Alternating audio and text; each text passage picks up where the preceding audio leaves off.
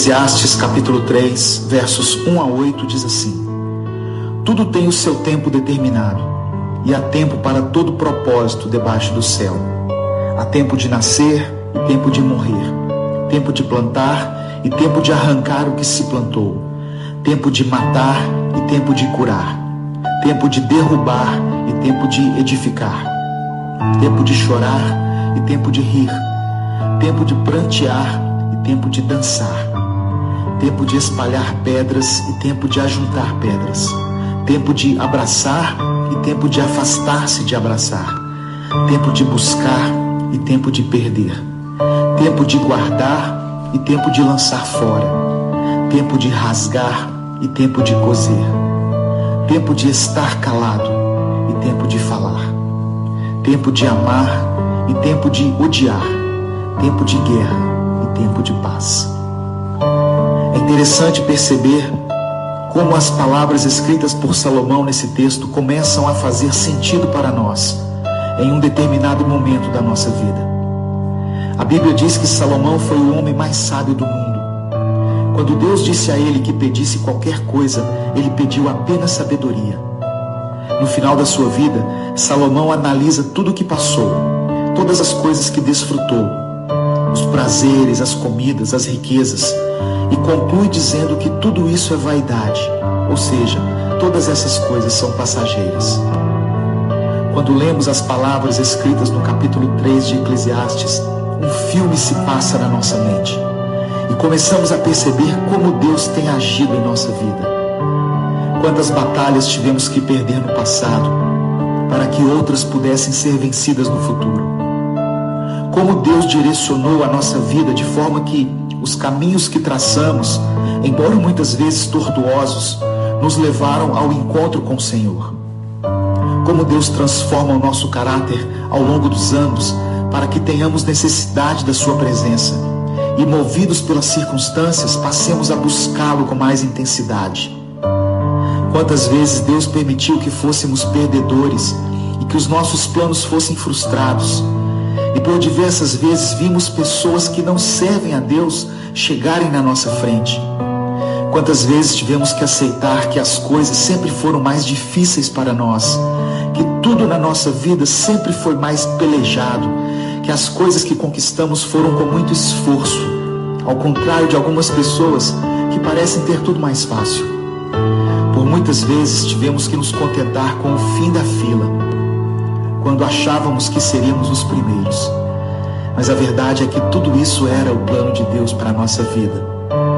As decepções amorosas que tivemos, as crises financeiras e conjugais que enfrentamos, a luta para concluir nossa faculdade, tudo isso foi para o nosso bem. Em um certo ponto da vida, podemos olhar para trás e entender que em todos os momentos, por onde quer que estivéssemos, Deus sempre esteve ao nosso lado. Nos momentos em que não podíamos mais caminhar e que pensamos ser o fim da linha, Ele nos carregou no colo. Éramos como o barro nas mãos do oleiro. Não importa o que você tem passado, em um futuro não muito distante, você vai olhar para trás e ter a sensação de que tudo isso valeu a pena. Deus está cuidando de cada detalhe. Nada passa despercebido aos olhos do Senhor. E mesmo que a sua vida pareça piorar a cada dia, se você serve a Deus, fique calmo. Deus está agindo, mesmo que você não veja e não compreenda. Se o seu tempo tem sido de chorar, então chore. Se você tem vivido tempos de paz, dê glórias a Deus. Se tem sido tempo de guerrear, lute. Permaneça firme, porque Ele é Deus e os sonhos do Senhor são maiores do que os nossos. Deus te abençoe. Eu sou Edivaldo Oliveira e esse foi mais um Minuto com Deus.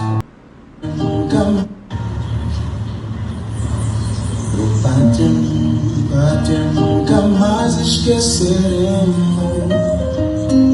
dos heróis de 4 de fevereiro. Oh pátria, nós saudamos os seus filhos, tombados pela nossa independência.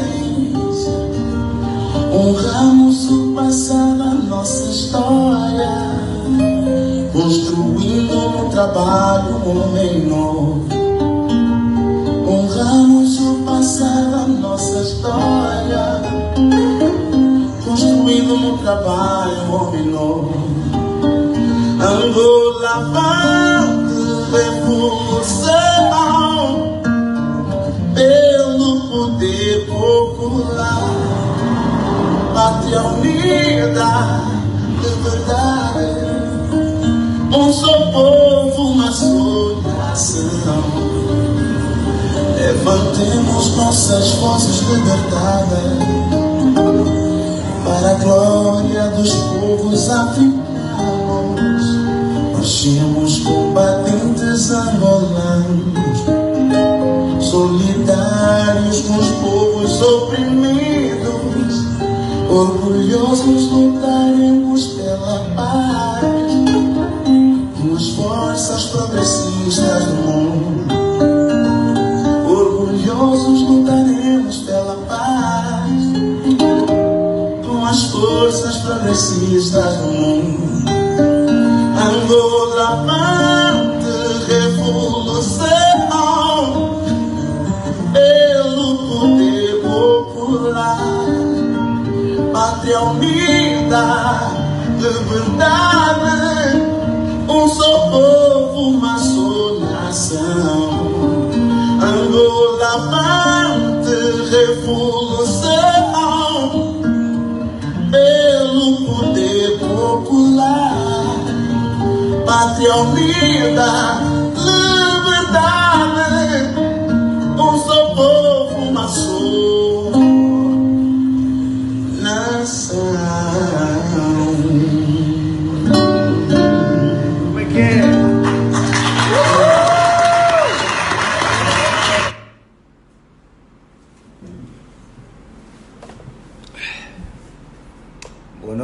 Boa noite. Sejam bem-vindos a mais uma edição do Talk to Me. Hoje é sexta-feira, terminou mais uma semana. Tivemos uma semana recheada, cheia de convidados com histórias interessantes. E ontem, mais uma vez, como eu começo sempre os programas, tivemos uma convidada que foi Janice de Souza, ela que é brasileira de nacionalidade, ela que é uma mulher grande e uma grande mulher, é uma mulher de 1,80 m, ela que foi manequim de profissão, depois juntou-se ao marido e construíram um império que dura até hoje. E ela que é uma mulher hoje que vive em Espanha há mais de 10 anos, tem 2 filhos super amorosos que tiveram connosco também aqui ontem, e agradecer desde já a presença deles e toda a ajuda, a comadre, nesse caso a afilhada Vitória Garcia, que ajudou-nos a ter os testemunhos, e a todos vocês que acompanharam uma conversa de mais de 4 horas, super interessante, no qual falamos da infância da minha convidada, falamos da adolescência, falamos dos tempos dos amores, do amor, falamos do tempo dos filhos, em que teve os filhos, falamos da altura empresarial, falamos da nossa Luanda, daquela altura, da Guerra de 92, e depois as vivências que depois estão neste livro, que é um livro fantástico. Proibir está proibido, uma analogia de que naquele tempo havia o recolher obrigatório, mas alguns de nós quebravam esse recolher, e então para nós não era proibido. Então proibir está proibido, mas isso foi ontem. Hoje é outro dia, portanto quero dar as boas-vindas a todos vocês que já estão aqui desde o princípio, são muitos.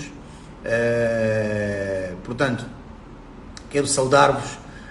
Sei que já aqui um grau de ansiedade em relação ao nosso tema. Quero agradecer a todos que fazem aqui comentários, e então abrimos com uma oração que dizia que tudo a seu tempo. Nós de vez em quando gostamos de viver com muita pressa, sem termos a verdadeira paciência para atingirmos os nossos resultados é necessário persistência, consistência, obediência, lealdade, viver com verdade, e só depois desses fatores é que os resultados podem começar a aparecer, podem durar a aparecer, e quando aparecerem, assim os vamos valorizar muito mais. Portanto, esta foi parte da oração, uma analogia fantástica também, com a palavra de Deus, conforme sempre abrimos aqui. Depois tivemos o hino nacional, cantado por Paulo Matomina, ele que está vivendo no Brasil, uma versão do hino nacional em termos de canto, mas a letra é completamente, de alguma forma faz verdade, faz jus à versão original, e eu gostei muito. Portanto, saudações a todos que aí estão. O Gangster está preparado do outro lado. Antes de chamar o Gangster, eu vou pôr aqui uma música, que é uma música de Sam Cooke, que de alguma forma representa exatamente um pouco do struggle, um pouco das lutas que estamos a viver neste momento à volta do mundo. O caso americano é apenas um alerta. Tal como Will Smith dizia, o racismo não está diferente, apenas está a ser filmado. Eu também acredito nisso, e de alguma forma vamos aqui abordar no programa de hoje a questão do racismo, a congruência entre Angola e os Estados Unidos, qual é a correlação que existe, a incongruência das atitudes dos americanos versus as atitudes dos angolanos, e também vamos aqui retratar os nossos próprios tabus, os tabus da nossa própria sociedade, do mulato com o negro, do negro com o mulato, da discriminação junto daqueles que são de outra cor, mas que ao fim e ao cabo somos todos de raça negra, estas subdivisões que existem. Como é que isto é encarado? Como é que Gangster de alguma forma caracteriza esta característica do angolano de olhar para as coisas? E que tenho relatos de pessoas que estão na América que uns angolanos também discriminam contra outros angolanos. Como é que é essa do angolano que está fora, que tem dinheiro, do angolano que está de bolsa? Como é que o angolano que supostamente é abastado olha para o outro irmão angolano que está nas ruas a pedir lá fora? Como é que o negro angolano olha para outros negros em África? Será que a gente acha superior a outros palopes? Como é que isso é visto? Vamos falar de um pouco de tudo isso, mas claro que Gangster vai ter aqui algum momento em que vai fazer uma analogia geral do seu ponto de vista e passando por fatos, de forma que todos nos possamos situar em relação a esta temática do racismo. E claro, vamos tocar na inércia dos angolanos, quando em quase todo o mundo houve manifestações na rua, e em Angola nem um pio. Houve alguns de nós com postagens solidárias com o Black Tuesday, de alguma forma, Black Lives Matter, All Lives Matter, quer dizer, todas as vidas têm importância, as vidas negras têm a sua importância, mas de facto não houve uma manifestação social. E não me venham aqui com a história do Covid, porque o Covid está em todo o mundo e nos outros países com muito mais gravidade, pelo menos aparente, daquilo que se passa no nosso país, dos casos que temos conhecimento. E as pessoas foram à rua protegidas, com máscaras, de alguma forma solidárias. O que é que se passa connosco? Portanto, vamos aqui chamar o Gangster. Não é por acaso que eu hoje estou de preto. É um preto que representa duas coisas: a minha negritude e, por outro lado, o luto. Também, que é pela falta de ação dos bons, aqueles que podem fazer alguma coisa. O luto também pelas mortes daqueles que sucumbiram através do racismo, sejam eles negros, brancos ou chineses, neste caso que é a dita raça amarela também, indianos ou o que for, de qualquer parte do mundo.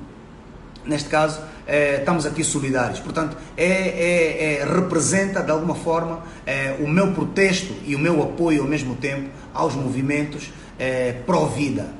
Porque ao fim e ao cabo somos todos de uma raça só, que é a raça humana. Somos seres humanos.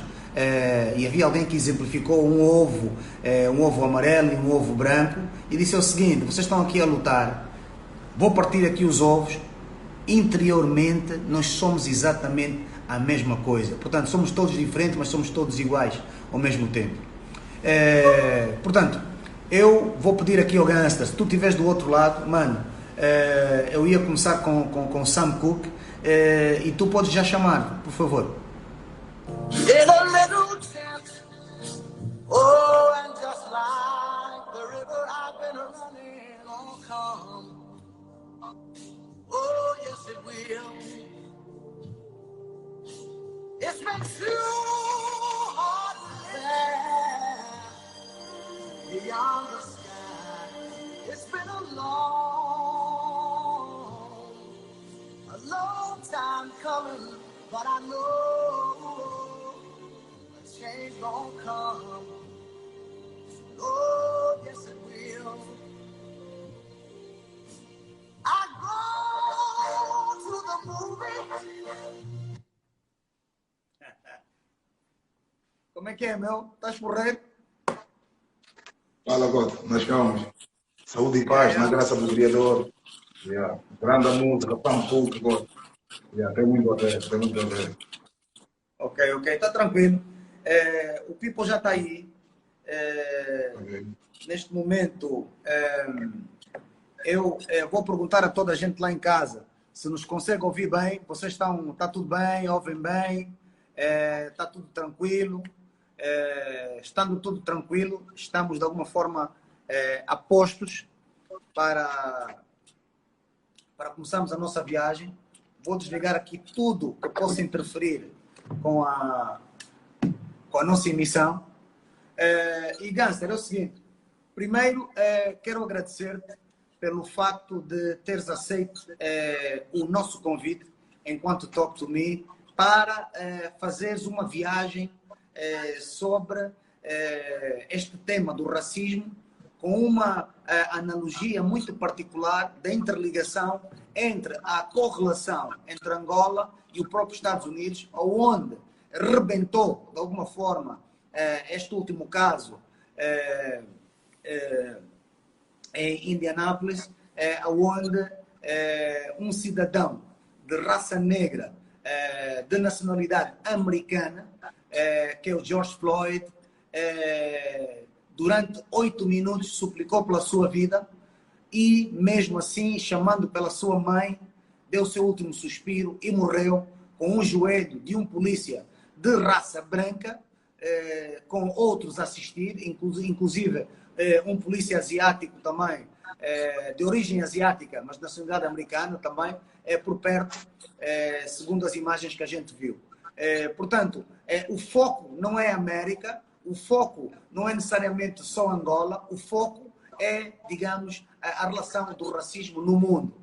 Claro que em algumas horas vamos poder pegar exatamente naquilo que é a aula, em termos da tua experiência, ensinamentos, com base em fatos, com base em analogias tuas, que nós vamos ouvir. Portanto, temos toda a gente do outro lado e eu quero agradecer por teres aceito esse desafio e vou convidar-te a saudar aqueles que estão aqui de propósito para te ouvir, para depois chegarmos a uma altura em que possamos ter uma conversa descontraída, com inclusive, ao contrário de muitas edições, termos algumas perguntas para ti e do resto.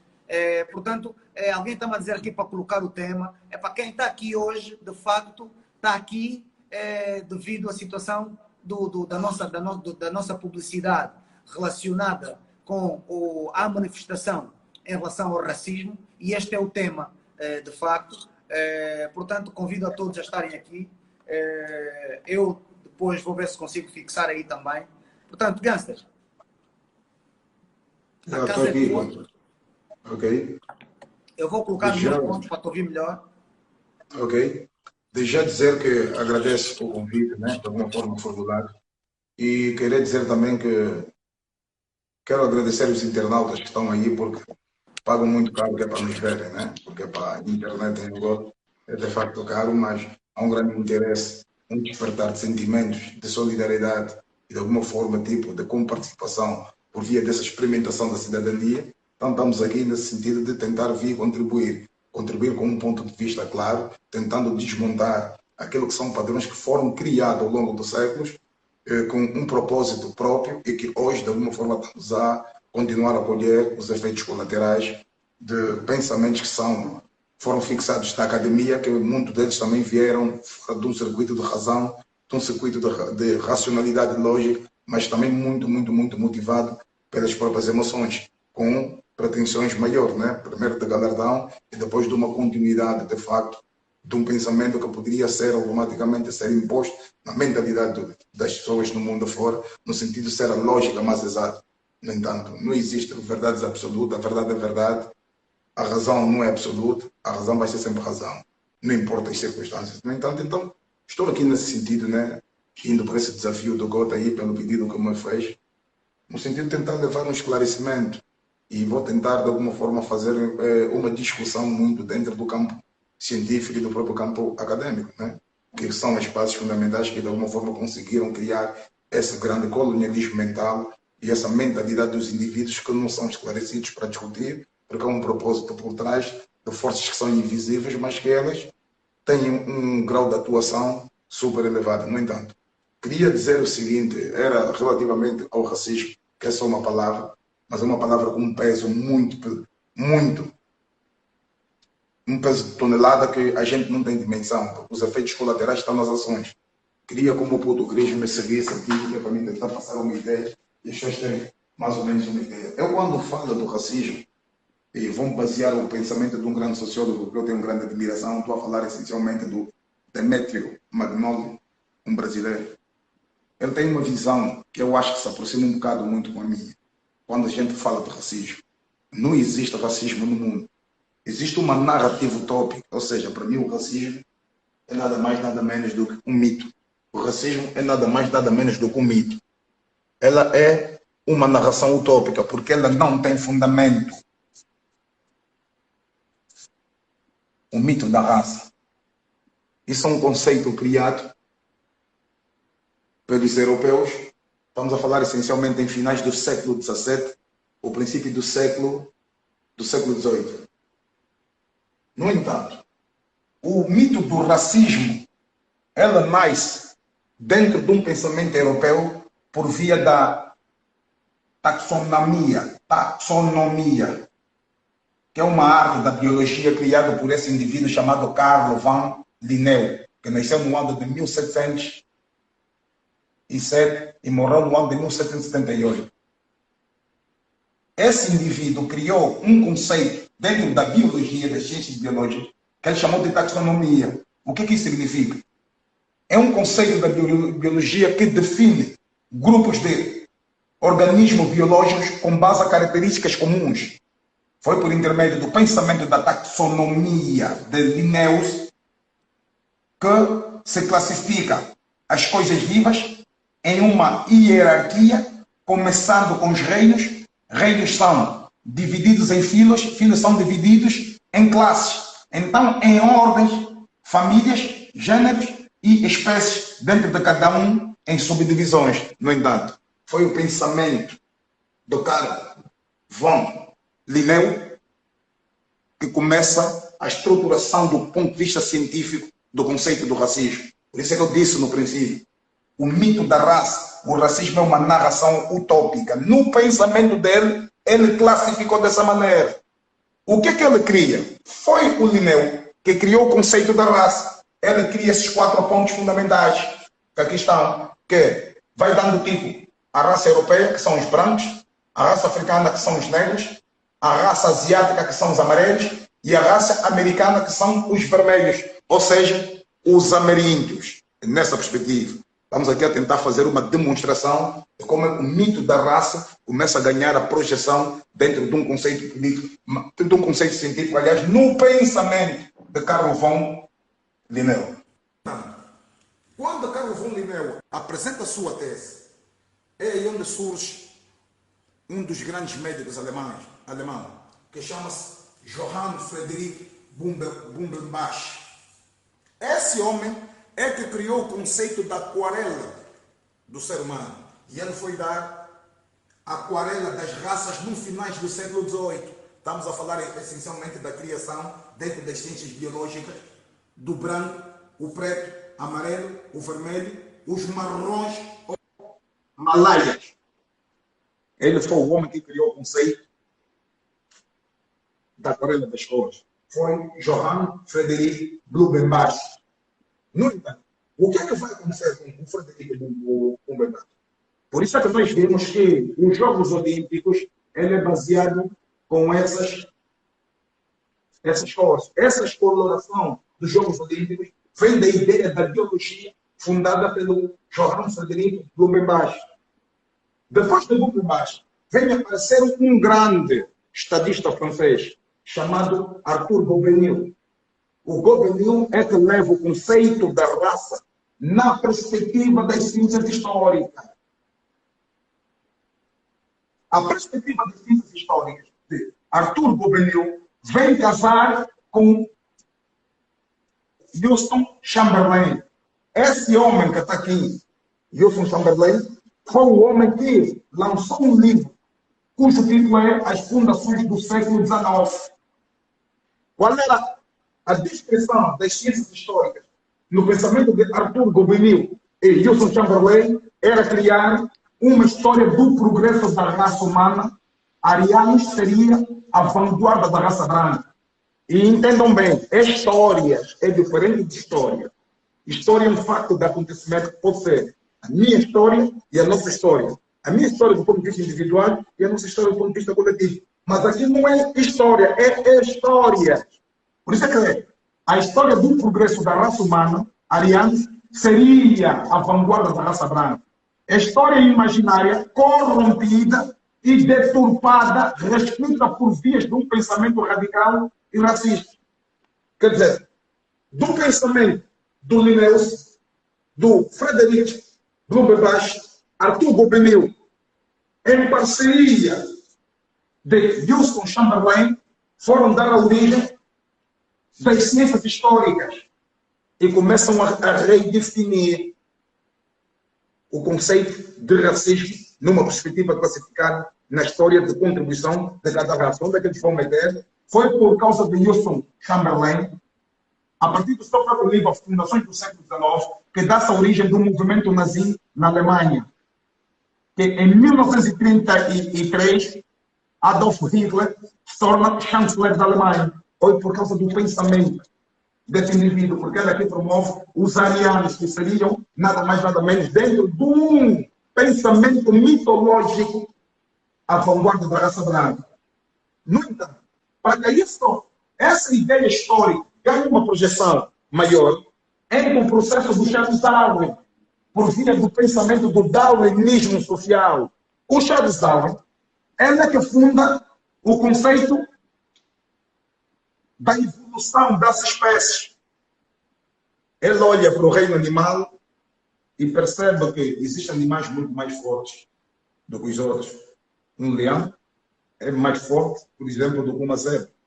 Então, no pensamento dele, da análise sobre a realidade da fauna natural do mundo animal, ele percebe que a evolução, se ela vem da história, naturalmente, esse processo evolutivo, está com isso querer dizer que as raças mais fortes subjugam as raças mais fracas. O darwinismo social se torna um conceito estático, mas para ser hierarquizado, era preciso aparecer o Arthur Gobineau e o Houston Chamberlain por via da classificação racial, que o branco está acima de todas as raças. Foi esse conceito, portanto. Esses 4 indivíduos, 5, foram os criadores do conceito científico do racismo. Vou falar do Carl von Linnaeus, Johann Friedrich Blumenbach, Arthur Gobineau, Houston Chamberlain e Charles Darwin. No entanto, o que é que vai acontecer? Vai surgir o racismo sendo justificado num conceito científico. O que é o racismo num conceito científico? Continua a filmar aí. O racismo, no conceito científico, é um conjunto de crenças pseudocientíficas. Atenção! É um conjunto de crenças pseudocientíficas. Quer dizer que elas não são científicas, porque elas são pseudo. Quer dizer, é um pensamento do indivíduo que achou, ele classificou, que defende a existência de evidências empíricas para apoiar ou justificar a segregação e a discriminação racial, inferioridade e superioridade racial. É o pensamento deles. Eles acharam que isso que eles defendem é ciência. No entanto, o racismo científico empregou conceitos que foi buscar de outras ciências, como, por exemplo, a antropologia. O que é que a antropologia estuda? A antropologia é o objeto que engloba as formas físicas primitivas e atuais do homem e suas manifestações culturais. A antropologia cultural abrange o estudo do homem como ser produto de cultura. Investiga as culturas humanas no tempo e no espaço, suas origens e seu desenvolvimento, suas semelhanças e diferenças. Vou-vos dar um exemplo, qual é o trabalho que a antropologia vai fazer. É aí onde nasce o conceito da evolucionista, que é essa imagem muito antiga divulgada. A evolução do homem, que era um animal, se tornou, começou a andar e ficou o homem ereto. Entender? É nessa perspectiva. Agora, a própria antropologia, sendo ela a fazer uma defesa que engloba formas físicas primitivas e atuais, aqui ela é primata aqui e ele é atual aqui. E depois, como eles conseguem te levar abaixo, matar a tua essência, a tua história e a tua cultura? Vão fazer com que a antropologia empresta na história essa maneira de viver, quer dizer, essa é a maneira que os africanos viviam, na visão deles. Eles fizeram os seus desenhos dentro do imaginário, dentro de um pensamento e declasificaram. O que é que eles estão a querer dizer? Que a África não é portadora da civilização, nunca produziu nada, porque nós vivemos sempre num estado primitivo. O desenvolvimento vem daqui e começamos por aqui.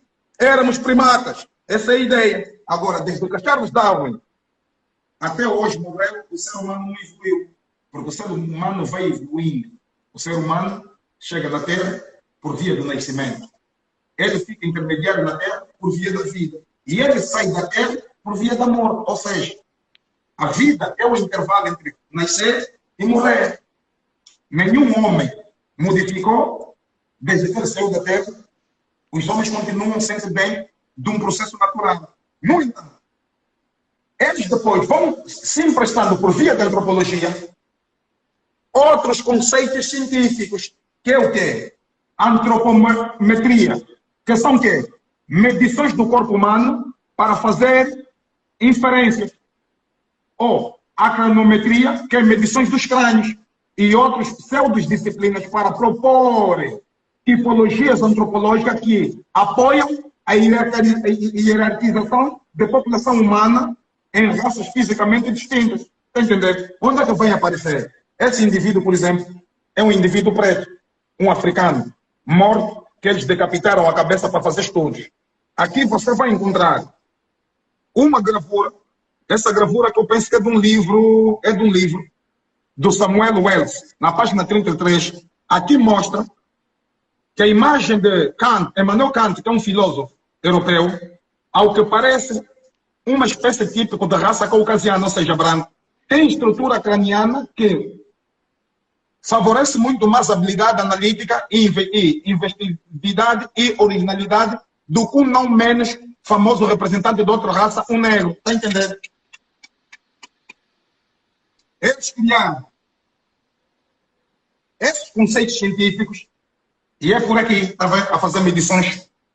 Aqui, por exemplo, Cris, aqui, medições de indivíduos, que é para classificar se essa caucasiana ou não. Quer dizer, isso é um pseudo-intelectualismo científico. É a maneira que ele acha que tem de classificar, rompendo as barreiras da própria lei da natureza. Por via de quê? Da craniometria, que é a ciência de medições de crânios e outras pseudodisciplinas para propor tipologias. Quer dizer, ele tem que te definir que você é um tipo dessa maneira. No entanto, estamos aqui no coisa, né? O que é que vai acontecer? Vai acontecer uma situação, quando você passar por esse processo científico, vai acontecer uma situação de definição. O que é com isso que eu queria dizer? Então, com isso, querer dizer que a partir de quando ele começa a olhar que a raça africana significa negros, agora você vai entrar no dicionário, que é para discutir o significado da palavra negro. O que é que negro significa no dicionário? Está aqui. Negro. Negro. Adjetivo de negro. Que se caracteriza pela ausência de cor, por receber a luz e não a refletir. Preto. Ponto 2. Que tem cor muito escura, relativa à pessoa ou grupo de pessoas de pele escura. No quarto, escurecido, sujo. No quinto, escuro, sombrio, triste. No sexto, que está escuro ou azulado devido ao traumatismo. Quer dizer, que a tua condição de vida do dia a dia, o preto, é um traumatizado. Figurado, lúgubre, triste. Figurado, funesto, fúnebre, tétrico. Tudo aqui só dá na definição que o homem branco fez para o preto como um indivíduo que não vale nada. Entrando no campo da física, a física diz que o corpo que absorve todas as radiações tem um nome masculino. O ponto número 1 ele diz: ausência total de cor pela absorção de todas as radiações. Luminosidade, preto. Agora vamos ver o que significa de facto o preto. O significado do negro. O que está por detrás da palavra negro? Qual é o seu verdadeiro significado? Etimologicamente, quando estou a falar etimologicamente, e eu espero que os internautas que estão aí, que não fiquem parados, peguem os dicionários e vão ler. Vai ser extremamente importante, para que eu não seja como um indivíduo que eu estou aqui a devagar, estou a voar, estou a viajar, ou estou a nadar na maionese. Etimologia. Quando eu digo etimologicamente, é a origem da palavra. Vamos para um dicionário e procuram o que significa etimologia. O que é estar por detrás da palavra? Negro. Qual é o seu verdadeiro significado? Etimologicamente, a palavra negro, em grego, significa necros. Morto. Morto. Cadáver. No latim, ele significa niger. E nigur. Negro.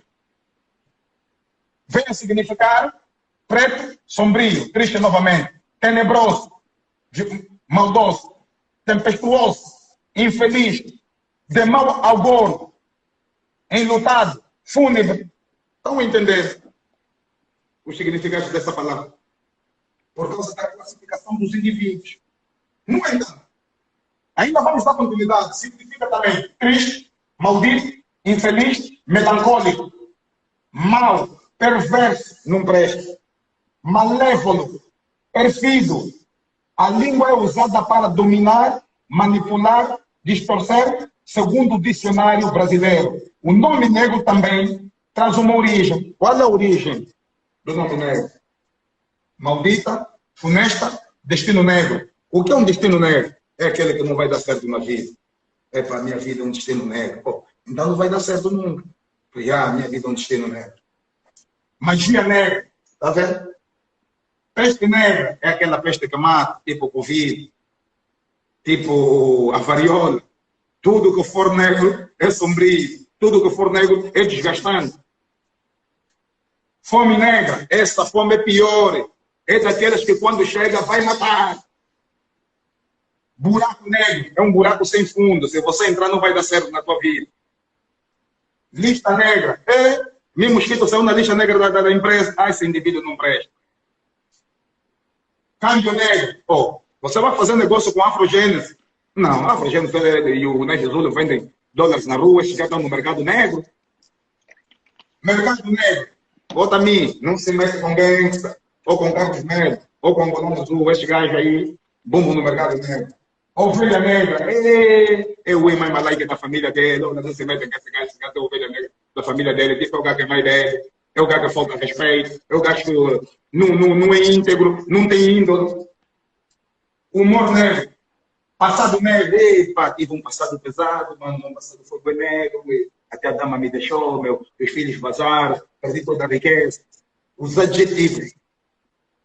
Em nosso vocabulário existem muitas palavras do radical grego, necros, necrotério. Sabe o que é necrotério? É o sítio onde se leva mortos, né? Para se lavar. O negro significa isso. Necromancia. Essa é uma ciência de quem lida-se com mortos. A necromancia. Necropsia.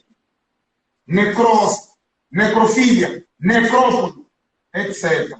Assim deve ficar mais fácil de entender o que se quer dizer com a palavra denegrir. O negro significa dizer denegrir. Quem te criou esse conceito é o europeu. Está aqui. Está aqui. O Carlos Von Vinel, Johannes Frederico Bumbombaixo, Arthur Juvenil, Wilson Chamberlain e Charles Darwin. Agora, para piorar com tudo, o negro se tornou, no fim de tudo, uma mercadoria. Por que o negro é uma mercadoria? Porque ele não tem utilidade para o seu bem-estar. Ele só tem que produzir para os outros. Sabe o que é que aconteceu? Como ele é negro, o europeu inventou o negreiro. Negro mais eiro, ou negreiro, é o adjetivo relativo a tráfico de negros. Navio negreiro, comandante negreiro, quer dizer que o negro é um produto que era capturado em África, violentamente, lhe metiam no navio negreiro e lhe levavam para ele vender do outro lado do Atlântico, para trabalhar nas plantações de tabaco, de café, de açúcar, e não tinha compensação. Então começa a entrar o conceito do racismo primeiro, com o mito da raça, numa narração utópica, e depois que foi levada pelos pseudo-intelectuais cientistas, com a sua loucura, cientificaram e impuseram dentro do modelo social. No entanto, ainda vão ficar assustados. Cuidado. O navio chamava-se negreiro, a mercadoria é o negro é escravo. O navio negreiro que ele leva. Gostaria que os irmãos que estão aí, os internautas, pegassem de novo um dicionário, que é para vocês verem a origem etimológica das palavras. Vai ao dicionário e vai encontrar aqui. Cheiro desagradável. Aqui. Eu já disse. Mais geralmente associado à pele de negro.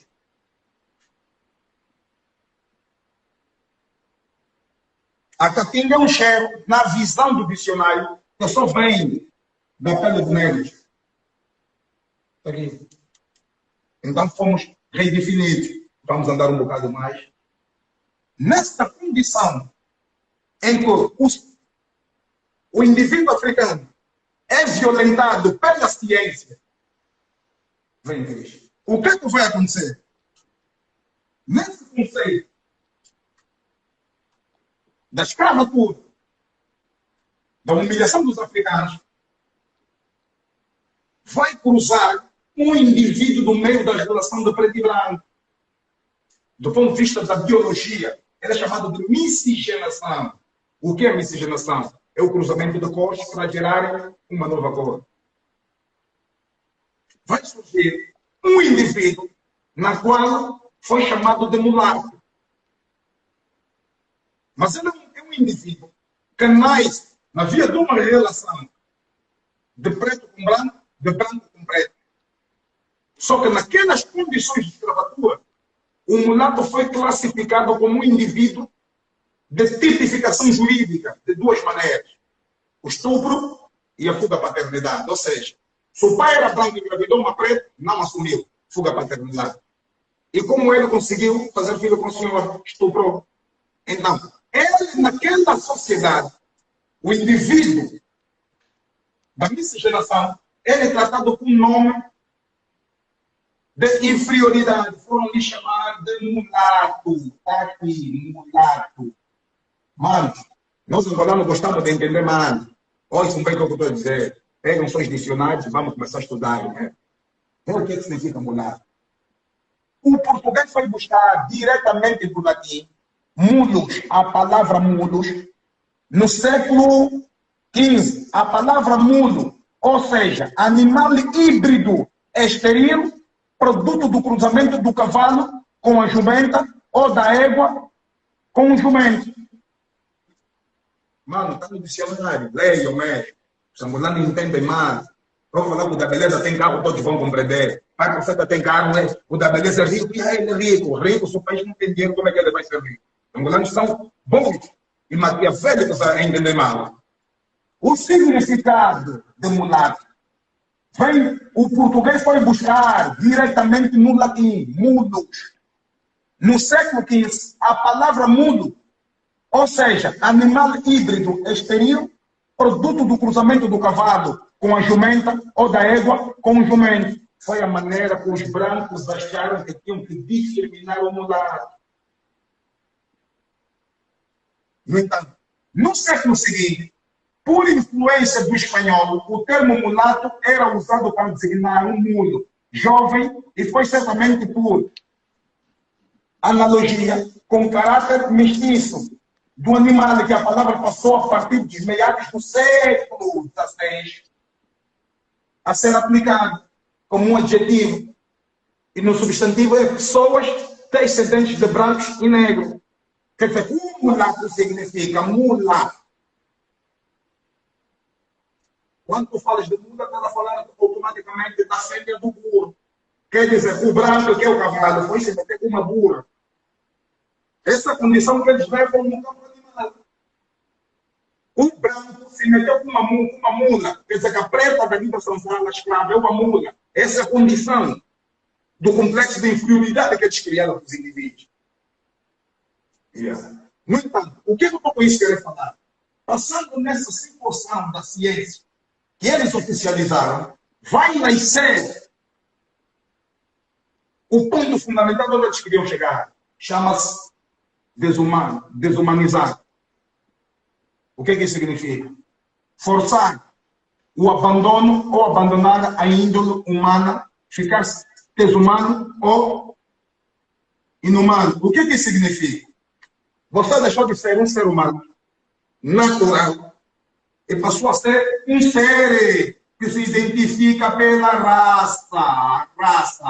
Esse fulano é de raça X. Oh, eu sou mulato, eu sou preto. Isso não existe. Isso é invenção da ciência e da biologia. Com que propósito? De me dominar. Então, eles passaram a nos pré-definir, que é uma palavra aglutinada. Pré significa eu. Definir significa te fiz. Pré-definir. Eu te fiz. Pré-definir. Pré-conceito. Eu pré-definir. Eu pré-conceito. Então passamos a ser pré-definidos por via de uma palavra aglutinada, que é uma combinação entre o pré e o definir. Eles nos definiram. E depois, que é para passar por um processo de trauma e de humilhação, quando já te tira a tua desumanidade, eles te coisificam. Por isso é que eles te transformam o indivíduo num objeto. Qual é o objeto? Objeto de trabalho. Por via de quê? Escravatura. Ganha salário, não ganha. E se você não está cumprindo o que ele deixa, ele diz assim, cala a boca, seu sapato. Então você é uma coisa. Você é um objeto. Cala a boca, seu lixo. Você é preto, nunca fez nada. Mulato não sabe nada. Está entendendo? Cala a boca, seu macaco. Quer dizer que você nunca foi civilizado. Isso chama-se paternalismo. O que é o paternalismo?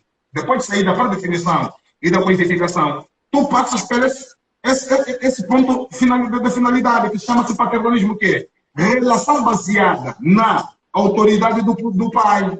Quer dizer, esses indivíduos, por causa do tipo de pensamento, nós nos tornamos os povos baixos da visão deles. Eles passam a nos ver como os nossos pais. Eles nos definiram por via do paternalismo, ou seja, a minha história é escrita por eles. O meu conceito de humanidade é desenhado por eles. Então aí está o racismo dentro das nossas mentalidades. Nós, dentro de um colonialismo mental, começamos a se reparar na pigmentação da cor. Quando eu olho para trás, eu não tenho história. Quando eu olho para trás, não conheço quem é o meu rei. O que é que eu contribuí? Mas eu já fiz. Só que eles cortaram. Cortaram e eu vou provar aqui hoje. Por que é que eles cortaram? Essa relação é o paternalismo. A tua história vai ser contada por outro, porque ele te predefiniu. No entanto, o paternalismo é uma concepção segundo a qual as pessoas que detêm a autoridade devem desempenhar para aqueles sobre os quais é exercida um papel análogo ao do pai para com os filhos.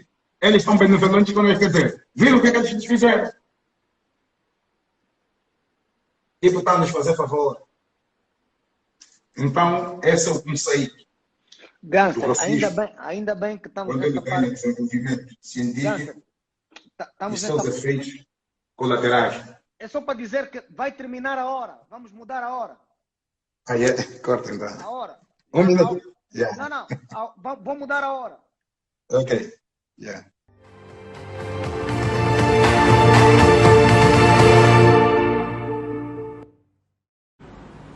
Olá pessoal, terminada a primeira hora em que percebemos as origens do racismo, dividido em 4 partes. Espero que você esteja atento. Há quem me diga aí que eu gostei do gangster. Não, eu não gostei do gangster, eu gosto do gangster, eu identifico-me com o gangster. Mas o gangster, para além de uma amizade antiga, tem sido pertinente em vários dos temas que temos trazido aqui. Primeiro veio para contar a sua história de vida, fizemos analogias sobre várias coisas de seguida. Hoje há um tema pertinente que eu achei que dentro da própria sociedade é a pessoa mais certa para passar a mensagem tal conforme eu me identifico, neste caso. Porque isto é apenas uma parte, não vamos ser unilaterais, é uma parte daquilo que é, conforme estão divididas as analogias que Gangster vai pôr aqui em termos de aulas, ok? Espero que estejam a gostar. É importante que cada um retire bases de conhecimento. E aqueles que se calhar podem não estar a prestar atenção, deviam avisar algumas pessoas, avisem os filhos, avisem aquelas pessoas que estão a estudar, se calhar na Europa, nos Estados Unidos, noutros sítios qualquer, que não sabem a origem exatamente da nossa raça e perdem de vez em quando oportunidades de poderem perceber exatamente a origem das coisas, porque hoje em dia estamos com novas tecnologias, estamos com coisas tudo muito para frente, mas a gente não sabe quem a gente é. E portanto é importante a gente perceber quem nós somos. E às vezes, de um crânio de alguém que supostamente nunca viveu fora de Angola, a gente pode aprender, nesse caso. E é o que eu estou a fazer aqui, refrescar a memória e aprender. Portanto, passem a mensagem, espalhem, chamem quem estiver do outro lado, que é importante a gente ouvir um outro irmão a elucidar isso. Portanto, vamos continuar. Gangster, estás do outro lado? Como é? Vamos continuar? Vamos continuar. Cris. Bora lá. Assim. Estava aqui a falar sobre a questão da predefinição, né? Que é uma palavra aglutinada porque depois você também é transformado numa coisa, porque foi coisificado, e depois tudo isso acaba por ser nada mais nada menos do que o paternalismo, ou seja, o outro vai falar sobre ti, o outro vai te desenhar, você será aquilo que ele quer. Mas quando tu olhas para a própria África, o continente africano, nós demos grandes contribuições, só que infelizmente dentro do padrão, do conceito, da pedagogia mundial e da própria história, o africano não vai atrás da sua própria história porque não quer se emancipar, mas também é consequência da própria colonização. No entanto, queria dizer que esse processo do racismo, onde vai ganhar o processo da cientificidade, o objetivo era paternizar o indivíduo africano, mulato, seja o que for, no sentido de continuar a manter dentro de uma dependência do conceito europeu. No entanto, quando estou a falar isso, estou a querer dizer, por exemplo, vamos dar aqui um exemplo, Estados Unidos da América. Esse país, até o ano 2000, até o ano 1312 não existia. O nome original não é Estados Unidos. Estados Unidos da América é uma invenção. O nome original desse país chama-se Abigaiala. Esse é o nome indígena. Abigaiala é o nome dessa terra. Nós, africanos, chegamos lá 200 anos antes do Cristóvão Colombo. Nós, africanos, chegamos lá. O Cristóvão Colombo chegou lá 200 anos depois de nós. Nós chegamos no ano de 1312, por via do imperador Abu Bakr II, que é esse homem que está aqui. era imperador do Mali, irmão do Mansa Musa. O Mansa Musa é considerado o homem mais rico da história da humanidade que já existiu. Mas a história, quando nos falam do rei Salomão, um Salomão fictício, com um motor de pele já branqueado e clareado, no sentido de nos meterem na cabeça que o Salomão foi o homem mais rico do mundo e ele era branco. Isso é mentira, isso nunca existiu. Isso é um facto de invenção. Esse senhor aqui, o grande Abu Bakr II, ele chegou na América, em Abigaiala, no ano de 1312. Ele é o imperador do Mali, governou o Império do Mali. O grande Império do Mali que foi edificado pelo grande Sundiata Keita. O Sundiata Keita, que é nada mais nada menos progenitor da rainha genealógica, ou seja, a origem do grande Salif Keita é da origem do Sundiata Keita. A partir do Império do Mali, chegou-se à América cerca de 200 anos antes de Cristóvão Colombo. E aqui tem o diário de bordo do grande Abu Bakr. Saiu da Guiné Equatorial, saiu do Mali, entrou pelo rio Senegal, atingiu o Oceano Atlântico, foi parar primeiro no Brasil e depois rumou para cima para as Caraíbas. E não é que o Gengsa esteja a inventar, não tem nada a ver. Sabe por que não? Porque eu gostaria que vocês consultassem o grande livro do grande mestre Ivan Sertima. O Cristóvão Colombo chegou na América, nem chegou na América, o Cristóvão Colombo parou em Cuba. Quem chegou na América foi Américo Vespúcio. O Cristóvão Colombo ficou, por isso é que o nome chama-se América. Eles trocaram o nome e deram América por causa de Américo Vespúcio. Américo, está aqui. É só meter A e fica América. O Américo Vespúcio ficou com o nome, porque foi o Américo Vespúcio que chegou lá 200 anos depois do o grande marinheiro e grande navegador Abu Bakr, segundo o nosso imperador do Mali. O Américo Vespúcio ficou com o nome porque foi um favor que lhe fizeram, porque o Cristóvão Colombo ficou rotulado na história que é o homem oficial que descobriu a América. Por quê? Porque na altura o Cristóvão Colombo trabalhava com a Igreja Católica, ou seja, com o Papa, o Vaticano e os reis da Espanha. Então atribuíram o estatuto a ele, nessa época. Porque a Igreja Católica era o maior peso, depois das monarquias, antes das monarquias na Europa, e automaticamente ele estava a trabalhar para a monarquia espanhola e automaticamente com o Vaticano. Só que deram o estatuto a ele como descobridor da América e deram o nome da Abigaiala a Américo Vespúcio, que é para não lhe deixar mal, no entanto. Estamos a ver aqui as causas fundamentais dessa questão de quando se usa o racismo cientificado e automaticamente, dentro da antropologia, eles vão matar a tua origem, que você nunca teve produção de nada e que você nunca produziu, que isso é uma grande mentira, e o que se escreve nos livros de história. Aqui temos o grande Abu Bakr II, o imperador do Mali, é o irmão do Mansa Musa. O Mansa Musa é o homem mais rico de toda a história da humanidade. É um homem que teve uma fortuna no passado, naquela época, avaliada acima dos 4 trilhões de dólares nos dias de hoje. Ele fez uma viagem para Meca, ou seja, foi para a Arábia Saudita. Então, ele saiu do Mali e a subir todo aquele norte da África até chegar ao Médio Oriente, ele conseguiu, de alguma forma, fazer uma distribuição de ouro a subir e uma distribuição a descer. O mercado do ouro mundial caiu e só se levantou 25 anos depois. Quer dizer que o Mansa Musa é o homem mais rico de todos os tempos. Isso por quê? Porque nós somos investigadores, o nosso trabalho é sempre elevar a consciência africana, chamar a atenção à humanidade que não existe raça, porque a raça vem de um conceito do mito da raça. Então existe humanidade entre nós. Agora, dentro do pensamento da raça, claro que vai haver as guerras que tem, os genocídios que existem e essas explorações existentes no mundo inteiro. No entanto, o próprio Cristóvão Colombo, quando dizem descobridor, isso é um erro. E é quando se chama o Cristóvão Colombo ou o Américo Vespúcio como descobridor, estamos a vir parar novamente no paternalismo. Como é que o Américo Vespúcio e o Cristóvão Colombo vão chegar na América e vão descobrir quem, se aí já existia povo. Os ameríndios estavam lá, os índios apaches estavam aí, os Cherokees estavam lá, e os Dakota, todas essas grandes comunidades de índios e ameríndios estavam aí. A nossa ida para a América está escrito nos registros dos povos guaranis, quer os do México e os daqueles que estão acima do México, estou a falar essencialmente nos dias de hoje, nós chamamos Estados Unidos da América, existem registros históricos. E eu peço que as pessoas vão procurar o grande professor Ivan Sertima. Ele tem um livro que foi um livro muito polêmico, mas hoje o livro vende-se muito bem, cujo título do livro, Eles Chegaram Antes do Colombo. Nós saímos da África e subimos para cima. E também queria enfatizar que o próprio Cristóvão Colombo, para chegar nas Caraíbas, quase ao lado da América, para ir parar em Cuba, foi porque ele foi apoiado por marinheiros da Guiné, do país que hoje nós chamamos Guiné-Conakry. Marinheiros da Guiné falaram no Cristóvão Colombo que nós andamos a subir ali no oeste, na parte acima, ali no ocidente. Então, o registro de bordo do Cristóvão Colombo, nos registros dele tem escrituras de participação de africanos que lhe levaram lá para cima.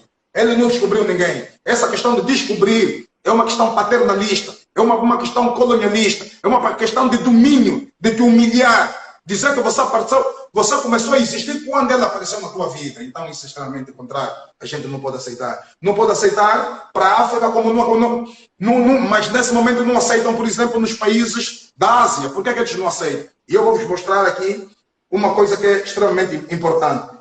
O Cristóvão Colombo chegou na América. Chegou na América, o que é que ele fez na América? Genocídio, assassinato em larga escala dos ameríndios, dos apaches, os Cherokees, por aí fora, para ter o domínio das terras. Implementaram a escravatura dos africanos nas plantações, nas minas, nos campos de tabaco e de algodão. No entanto, quando eu estava querendo dizer do paternalismo que o africano aceita e os povos das outras partes do mundo não concordam, eu estava chamando a atenção de um aspecto que é extremamente importante. Vem aqui. Nós temos aqui um mapa mundo que eu desenhei, desculpem lá, que está mal desenhado, né? Mas vocês vão ter que entender, o importante para mim é a intenção. Esse é o continente africano, aqui está a Europa, aqui está o Médio Oriente e aqui está a Euroásia. A Euroásia estava a falar essencialmente da China, está lá. Tem aqui a Rússia, aí fazer fronteira, tem a Índia e os países indonésios, tudo aqui. Esses são os países da Ásia. Aqui tens o Médio Oriente, que são os países árabes.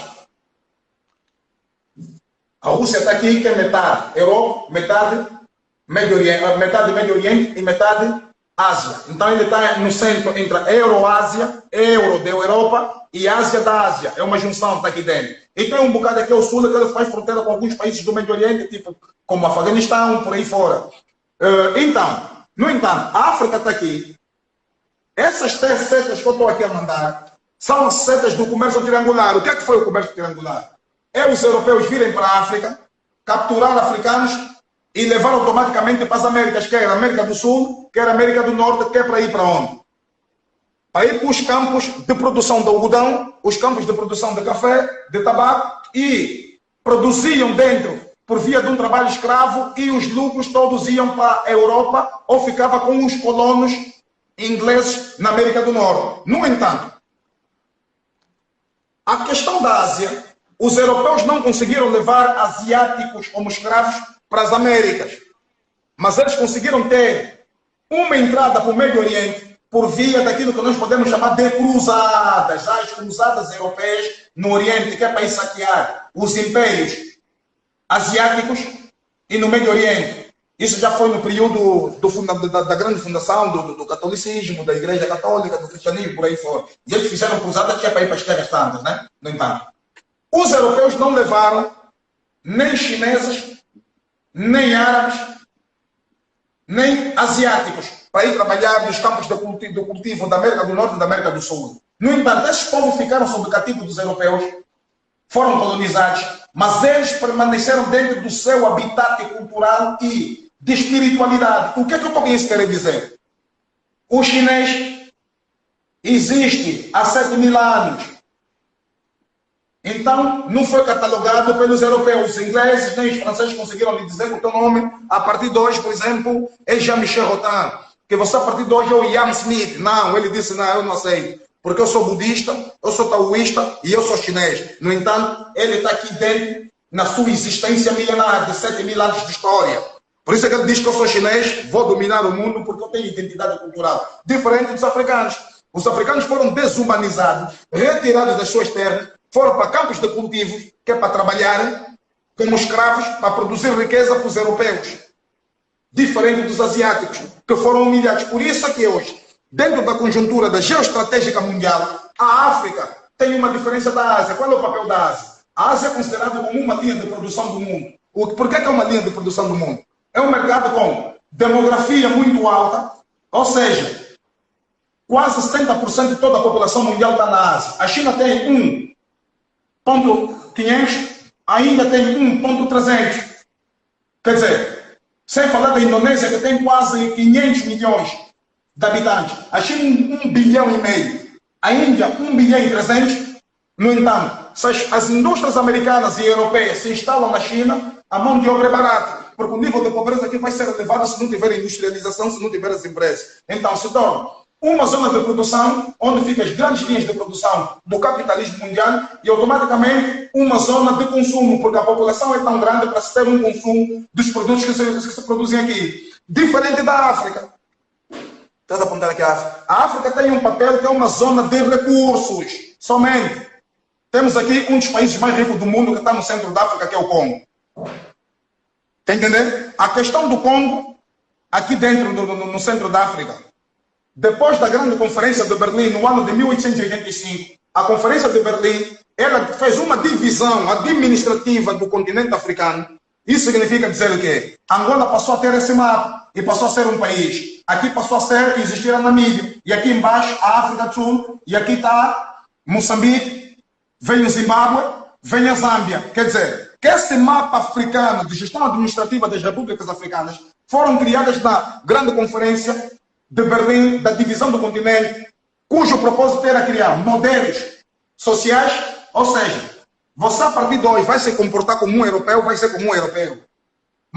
Por via da cultura, por via da ação política, por via de uma administração que ainda vimos regida nos países hoje. No entanto, a África deixou de ser parte integrante do Médio Oriente, no dia 17 de novembro de 1869, quando se fez a abertura do canal do Suez, porque o europeu teve também dificuldades grandes de empregar escravos e levar, porque a ida do europeu para a Ásia, ele fazia esse triângulo, que a gente, ele saía da Europa, passava pelo Atlântico, subia o Índico, que é para ir procurar o caminho marítimo da Índia. É aí onde vem o Vasco da Gama, vai parar o caminho marítimo para a Índia. Mas em finais do século XVIII, dia 7 de novembro, os europeus conseguiram, por intermédio do Mediterrâneo, o mar Mediterrâneo, fazer um buraco aqui, numa parte da África, que é metade do Egito com Israel.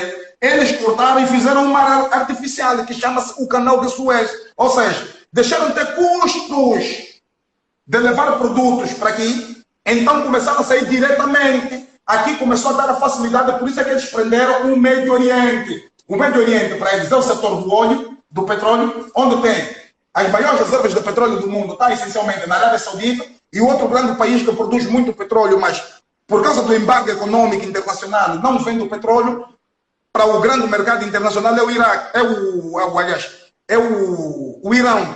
Porque eu acho que entre 1953, se a memória não me falha, o grande primeiro-ministro do Irão, o Mogadeshu, foi destituído do poder quando ele tentou nacionalizar o petróleo. No entanto, a Ásia vai produzir, o petróleo está no Médio Oriente, a África tem os recursos. É nessa perspectiva. Por quê? A África não se afirma porque a África está dentro de uma esfera paternalista que vem da Conferência de Berlim. Está entendendo?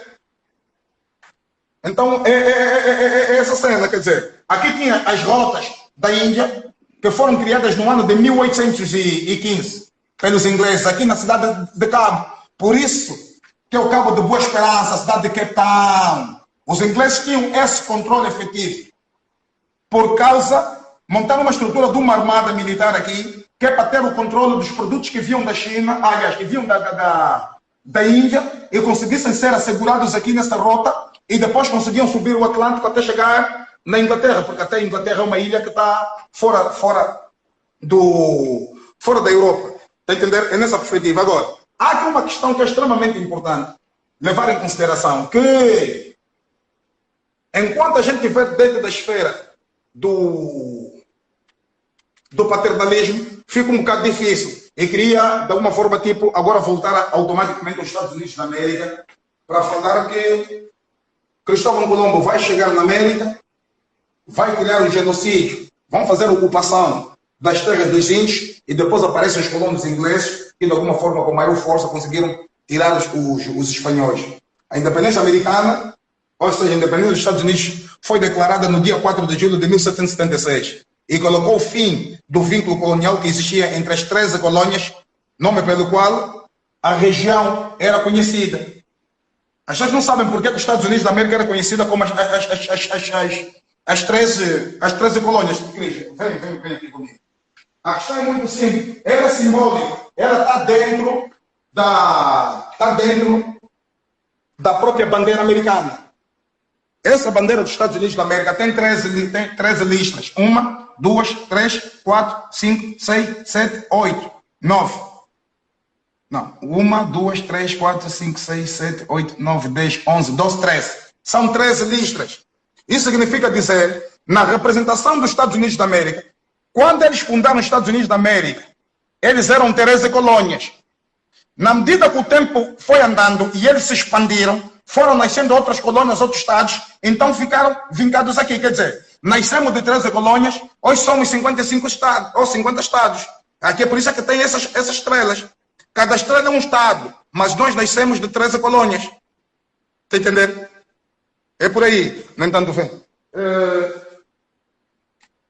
Então, dentro dessa cena, 1776, a independência da América, nessas condições de vida, os cidadãos africanos que eram deportados e desterrados da América eram escravos a trabalharem para os colonos ingleses. Veio a independência da América por via das 13 TS, as 13 colônias. A nova nação que surgiu foi construída em um modelo republicano e federalista. Está entendendo agora? O modelo já é republicano, já é uma república, já não existe um rei na América. Agora tem um presidente. Por quê? Por que tem um presidente? Porque o conceito é república, o conceito não é monárquico, porque eles, os colonos, se rebelaram contra o rei da Inglaterra e proclamaram uma república. É republicana e federalista, inspirada pelos ideais iluministas que defendiam as liberdades individuais e o livre comércio. Por exemplo, de toda forma, a independência dos Estados Unidos foi encabeçada pela elite colonial, insatisfeita com a forma como a Inglaterra tratava os colonos na América, está entendendo? Eles se rebelaram contra o rei, não estavam a concordar como é que o rei estava a destratar, então foram obrigados a se rebelar e proclamar uma república. Agora, vai vir uma situação que é muito caricata, que é muito pesada, no entanto. Os Estados Unidos da América teve uma guerra civil. Qual é a causa da guerra civil dos Estados Unidos? Qual?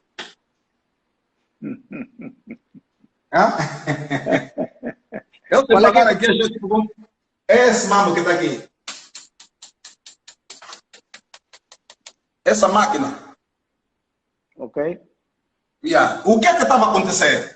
Os Estados Unidos da América, quando se torna independente, até no ano 1860, 1850, estava tendo um progresso econômico. Só que uma parte da América já estava a entrar dentro de um modelo social e econômico que se chama capitalismo, ou seja, queria se desfazer da escravatura. Por quê? 1860, a Guerra Civil Americana entre a União Americana e os Estados Confederados da América. Ou seja, o que é a União Americana? O que é os Estados Confederados da América? Foi a primeira vez da história dos Estados Unidos da América que teve 2 presidentes. Cris, vem novamente aqui. Esse senhor que está aqui chama-se Abraham Lincoln. Era presidente da América, da União Americana. E esse senhor que está aqui chama-se Jefferson Davis. Era o presidente dos Confederados. Os Confederados eram sulistas e criaram essa bandeira, que é a bandeira da supremacia racial branca, racista. E essa é a bandeira dos Estados Unidos da América. Essa é a bandeira dos Confederados do Sul. E essa bandeira... Há um cantor angolano que uma vez usou um casaco com esse cena, o Anselmo Borral. Coitado, esse nome não conhece, a história é grave, tá vendo? E a mais é no web. E Ralph, meu grande amigo. Ralph também era no web. Está entendendo, amor? Então, essa guerra de 1860 é a Guerra Civil Americana. Entre a União Americana contra os Estados Federados da América. Os Estados do Norte da América, na região norte, concentraram-se no desenvolvimento da indústria. E, para tanto, necessitavam de mão de obra livre e assalariada, que operasse o trabalho dentro das fábricas. Quer dizer, o Norte já tinha fábrica. A formação do operário e da burguesia industrial do Norte produziu também uma forma específica de se encarar a atividade política e dos direitos civis. Os estados do Sul, ao contrário, tiveram um desenvolvimento agrário baseado na grande propriedade e no modelo plantation, isto é, grandes propriedades rurais que praticavam a monocultura, cultivo de uma ou poucas espécies de planta para o mercado algodão.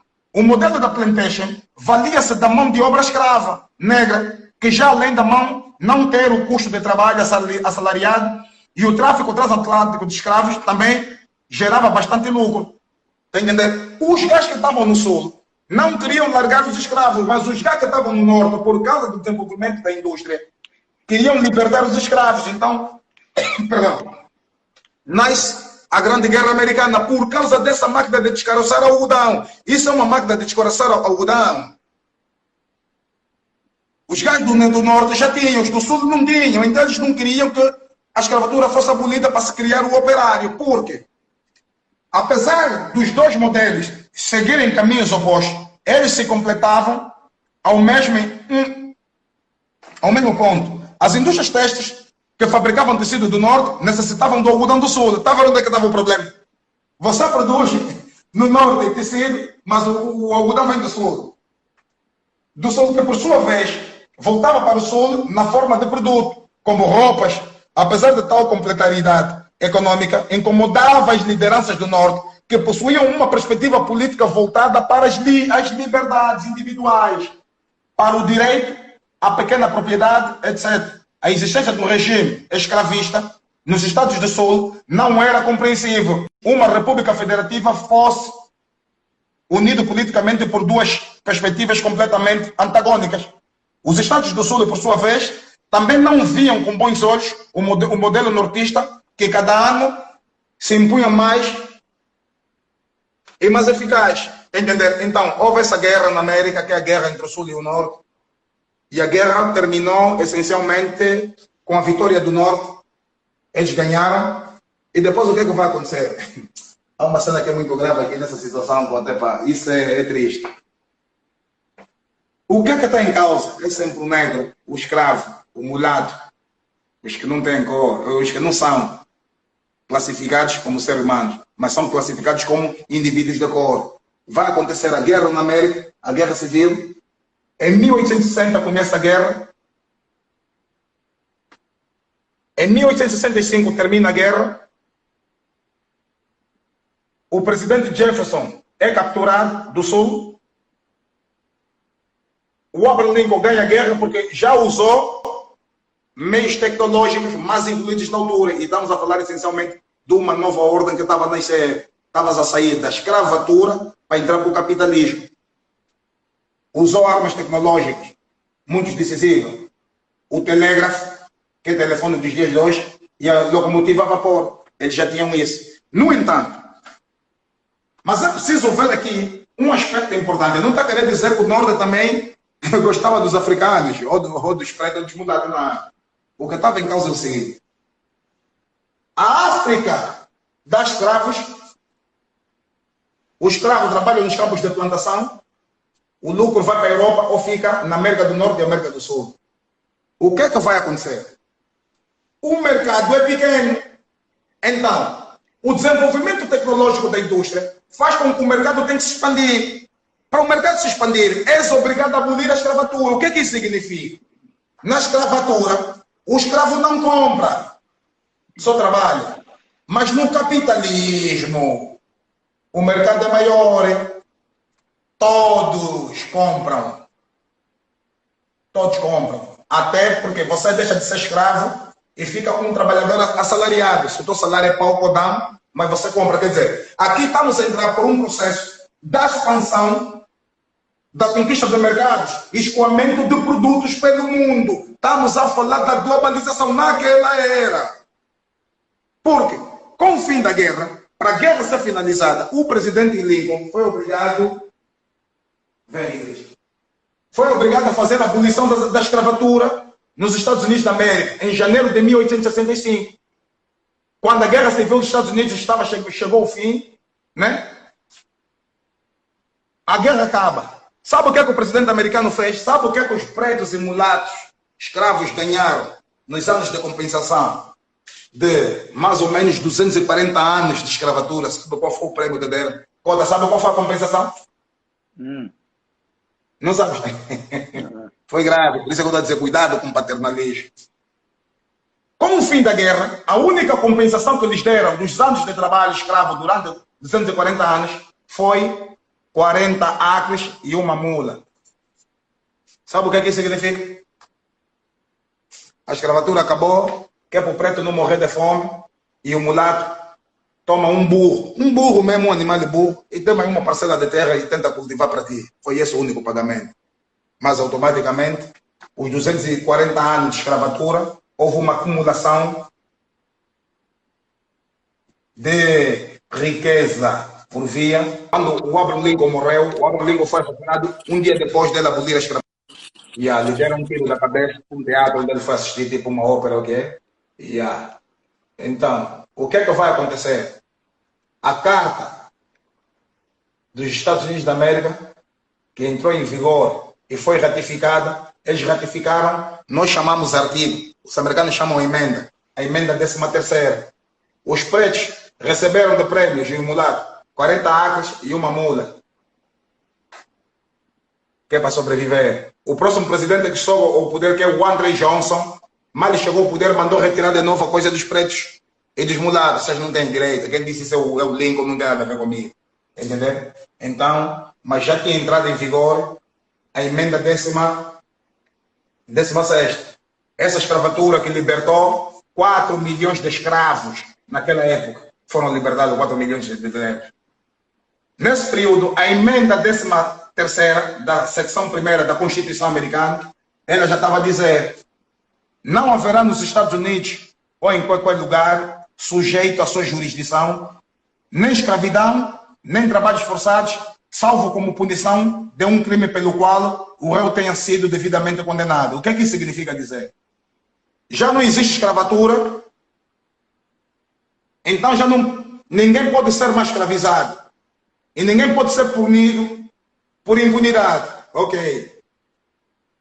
A emenda 15ª, a sua seção 1ª diz: o direito de voto dos cidadãos dos Estados Unidos não poderá ser negado ou cerceado pelos Estados Unidos, nem por qualquer Estado, por motivo de raça, cor ou de prévio estado de servidão. Estás a ver, Decota?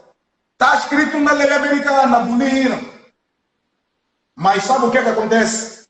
1865, final da guerra, calcula o que é que vai acontecer aqui. 1885. 1965, quase 100 anos depois, o preto na América não votava e nem era um cidadão da América. O preto na América não votava, nem era um cidadão americano. O preto e o mulato eram classificados como indivíduos de cor.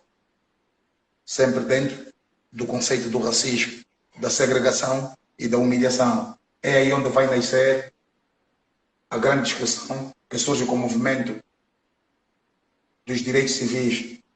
Essa foi Lyndon Johnson, o presidente americano, que em 6 de agosto de 1965 assinou a Lei dos Direitos do Voto, que proibiu a discriminação racial no processo eleitoral decorrente da segregação racial dos Estados Unidos. A lei que assegurou o direito do voto para os negros foi o resultado do movimento dos direitos civis.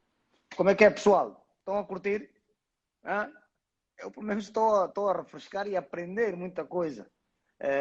De facto que não tinha aqui nos meus arquivos. E está a ser top. Vocês estão a gostar? Ainda bem, ainda bem. E esse é o Talk to Me. É um espaço onde o saber não ocupa espaço. Ei, estou a começar a rimar. Talk to Me, onde o ser humano é número 1. E ser humano somos todos, independentemente da raça. Como é que é? Estamos aqui, craques da bola, Arvando, Walter Ananás, entre outros, e todos vocês que aí estão, muito especiais.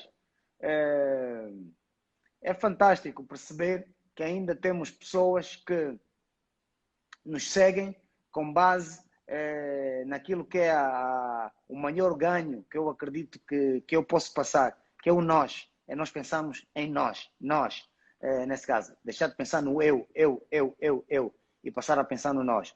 Gangster, se estiveres deste lado, dê-me um toque, eu vou dar-lhe um toque. É o que eu dizia, é importante passar a mensagem. Como é que é, mano? Tranquilo? Já, tranquilo, Goto. Ok. Estavas aí a dissertar, estava aqui a falar com o resto do pessoal. Okay. Vamos dar continuidade. Eu estava a dizer, e queria que o pessoal me ajudasse aí a fazer matemática.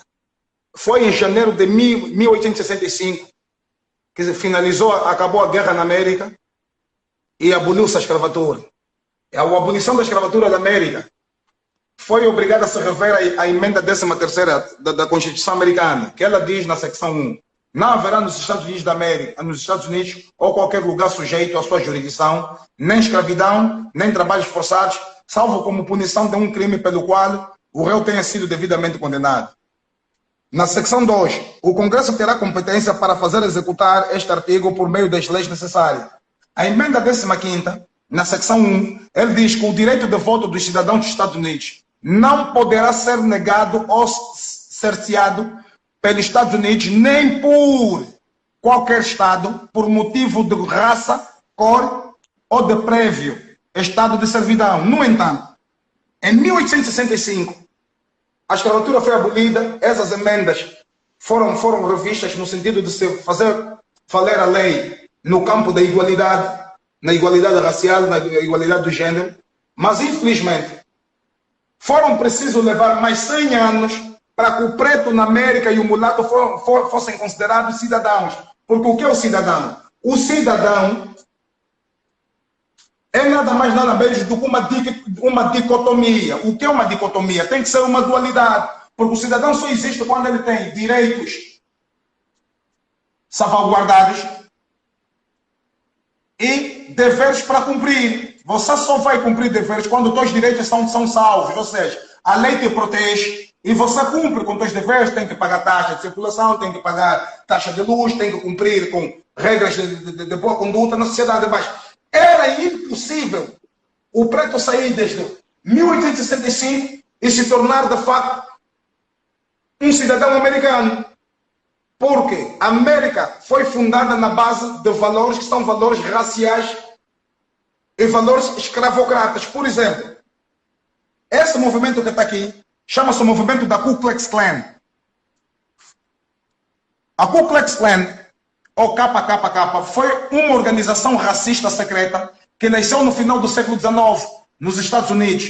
Ela foi fundada em 1866, ou seja, um ano depois da abolição da escravatura na América. Fundou-se logo a Ku Klux Klan. E quem fundou? Ela foi fundada no Tennessee, como um clube social que reunia veteranos confederados, ou seja, soldados que haviam lutado pelos Estados do Sul ao lado derrotado na Guerra Civil Americana, de 1861 a 1865. As duas palavras iniciais do nome da organização Ku Klux aparentemente vêm da palavra grega kyklos, que significa círculo. Já o termo clã teria sido acrescentado para dar uma melhor sonoridade à expressão, além de fazer uma referência aos velhos clãs, grupos, famílias tradicionais, muito mais do que um clube. A KKK se transformou numa entidade de resistência política liberal imposta pelos Estados do Norte, após a Guerra Civil, que assegura, entre outras coisas, não concordava com a abolição da escravatura, fosse mesmo cumprida, está vendo? Então eles queriam fazer a defesa da manutenção da supremacia branca no país. O grupo promovia atos de violência, intimidação e contra os negros libertados, está vendo? No entanto, hoje em dia, e vamos chegar nos dias de hoje, é dessas organizações da América onde você vai encontrar indivíduos na polícia americana, no exército, ou mesmo no poder, que têm o pensamento da Ku Klux Klan. Por isso é que você vê que, se calhar, às vezes, atitudes racistas de polícia dos Estados Unidos, não é que todos sejam, mas são membros da Ku Klux Klan. Quer dizer, continuam dentro do pensamento da supremacia. Você encontra o Ku Klux Klan na América, na Europa vai encontrar os neonazis ou skinhead. Está entendendo? E depois, 1865, abolição da escravatura. O preto só se tornou americano pela primeira vez nos Estados Unidos no ano de 1965. Só no ano de 1965, por via do presidente Lyndon Johnson. Ou seja, o preto não era americano, era um cidadão da América, o preto e o mulato sem direitos. Eles estavam salvaguardados pela lei, mas a prática diária era uma prática racista que não admitia dentro da sociedade americana. Então vai nascer essa grande fotografia, onde está a grande senhora Rosa Parks, está o grande reverendo Martin Luther King, e esse é o Lyndon Johnson, o presidente americano, que eu penso que é o que substituiu o John Kennedy. O Kennedy, quando foi assassinado, eu acho que é o Lyndon Johnson que soube. Depois vem o Nixon, por aí fora, né? É isso mesmo. Yeah. Ele é que substituiu quando o coisa morre em Kentucky, né? O Kennedy, em 1962. Yeah. No entanto, a questão da situação americana, essa situação de a gente não ter o poder foi desconectar uma situação pesada na América. E eu queria fazer do fundo da minha alma entoar essas frases proféticas, essas frases de questionamento, de indignação de um grande homem. Máximo respeito por ele, é um grande aprendizado para toda a humanidade. Um homem nobre, um grande homem de paz. Esse homem chama-se Reverendo Martin Luther King. Ele que no dia 28 de agosto de 1963 proferiu um dos discursos mais bonitos do século XX. I have a dream. Eu tenho um sonho. E eu quero entoar aqui com o pessoal que está na linha, que é para terem a dimensão da grandiosidade dos grandes homens. Os grandes homens nunca morrem, eles apenas transitam, porque eles vieram nada mais, nada menos cumprir um legado do Criador. Aquela energia maior, a energia que atua, a energia que realiza. Ele é o Criador, que nas nossas tradições podemos falar Zambiampum. É aquele que te faz ser um grande homem por via do amor, do humanismo, sem olhar na coloração da tua pele, mas olhar no teu caráter. É isso que a gente precisa que você tenha que nos dar e tem que nos deixar como um legado para dar a continuidade do teu existencialismo. E tudo, e quando a gente te lembra. Estás a me ouvir, Cota? Estou a ouvir. Yeah. Vê o que é que o Luther King diz aqui. 100 anos atrás, um grande homem americano, em cuja sombra simbólica nos encontramos hoje. Ele estava debaixo da estátua do Abraham Lincoln, no Memorial do Lincoln. Esse discurso foi lá, 28 de agosto de 1963. 100 anos atrás, um grande americano, em cuja sombra simbólica nos encontramos hoje, assinou a proclamação da emancipação dos escravos. Este decreto, aqui eu acho que eu falhei com alguma coisa. Este decreto chegou aqui como um grande farol de esperança para milhões, queimado nas chamas da injustiça abrasadora. Chegou como um raiar de um dia de alegria, pondo fim à longa noite de cativeiro. Mas 100 anos mais tarde, o negro ainda não está livre. 100 anos mais tarde, a vida do negro ainda é duramente tolhida, aliás, pelas algemas da segregação e os grilhões da discriminação. 100 anos mais tarde, o negro habita numa ilha solitária de pobreza, em meio ao vasto oceano de prosperidade material. 100 anos mais tarde, o negro continua a mofar nos cantos da sociedade americana, como exilado em sua própria terra. Então viemos aqui hoje para dramatizar uma situação hedionda. Em certo sentido, viemos à capital da nossa nação para sacar um cheque. Vê essa parte, Cota, ouve bem aqui o que ele diz. Quando os arquitetos de nossa república redigiram as cartas magníficas das palavras da Constituição e da Declaração da Independência, assinaram uma nota promissória de que todo americano seria herdeiro. Esta nota era a promessa de que todos os homens, negros ou brancos, teriam garantido os direitos inalienáveis à vida, à liberdade e à busca pela felicidade.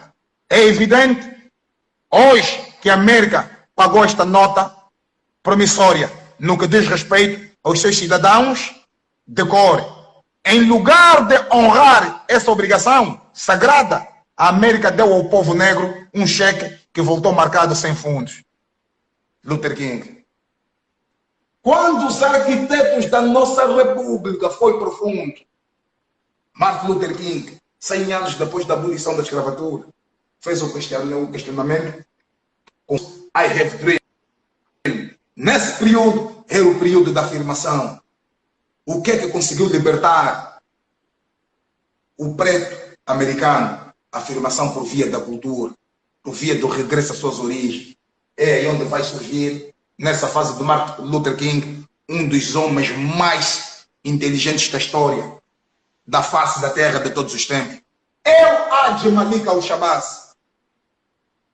Esse, um homem que era drug dealer, um homem de 6ª classe, provou ser o maior orador de todos os tempos do mundo. É o considerado o maior orador. Viveu 8 anos na cadeia. Quando saiu, se reformou, entrou para a Nação do Islão, se tornou um autodidata, um dos maiores pensadores que a história do mundo já presenciou. Malcolm X, El-Hajj Malik Al-Shabazz, quando era miúdo, presenciou a morte do pai.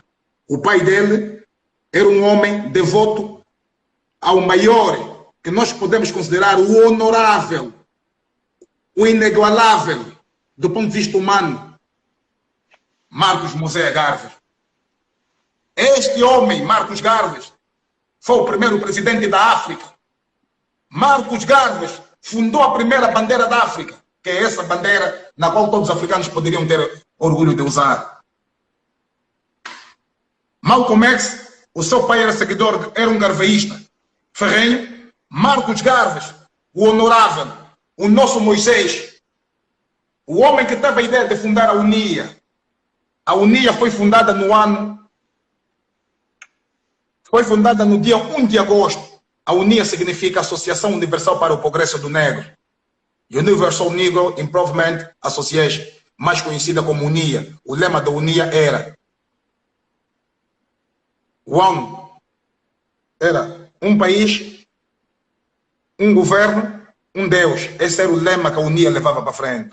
O Marcos Garvey teve a grande pensamento de dizer que os africanos nas Caraíbas, os africanos na América do Norte, na América do Sul, têm que voltar para a sua terra. Qual é a terra deles? A terra dos seus pais. África. A África tem que se unir para a gente criar a grande nação dos povos pretos do mundo inteiro. Então criou a UNIA. Marcos Garvey teve o pensamento de unir os pretos todos do mundo por via desse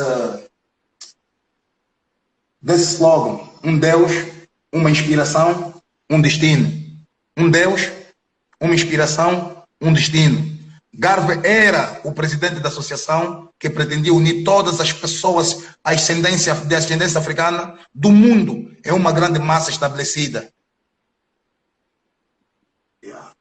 Ele queria fazer da África a União Africana. Foi o Marcos Garvey. O Malcolm X trouxe até nós o orgulho. Nós não somos americanos, nós somos afro-americanos. Nós não nascemos na América, a América desembarcou em nós. Nós somos 20 milhões de seres humanos assassinados pelo capitalismo e pela escravatura dos Estados Unidos da América. O homem que desafiou a ordem americana, El-Hajj Malik Al-Shabazz, Malcolm X. Isso, maior orador do século XX.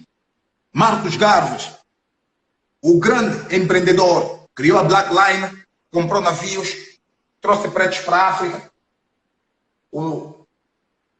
promover, e ele tinha objetivos muito claros, que era a promoção da consciência e a unidade da raça negra, da dignidade e do amor, o desenvolvimento da África, livrando-a do domínio colonial e transformando-a numa potência, protestar contra o preconceito, a perda dos valores africanos, estabelecer instituições de ensino para negros onde se ensinasse a cultura africana, promover o desenvolvimento comercial e industrial pelo mundo, auxiliar os despossuídos em todo o mundo, todos que não tinham nada vítimas da escravatura, tinham que ser de alguma forma indemnizados e de alguma forma reprojetados para serem automaticamente grandes seres humanos africanos. A intenção de abordar as questões enfrentadas pela África devido à colonização da maior parte do continente pela Europa. Marcos Garvey. Foi Marcos Garvey, o nosso profeta, o honorável. Ele nasceu em Santa Ana. Santa Ana é a zona onde nasceu um dos maiores músicos da história, Robert Nesta Marley, Bob Marley. Marcos Garvey.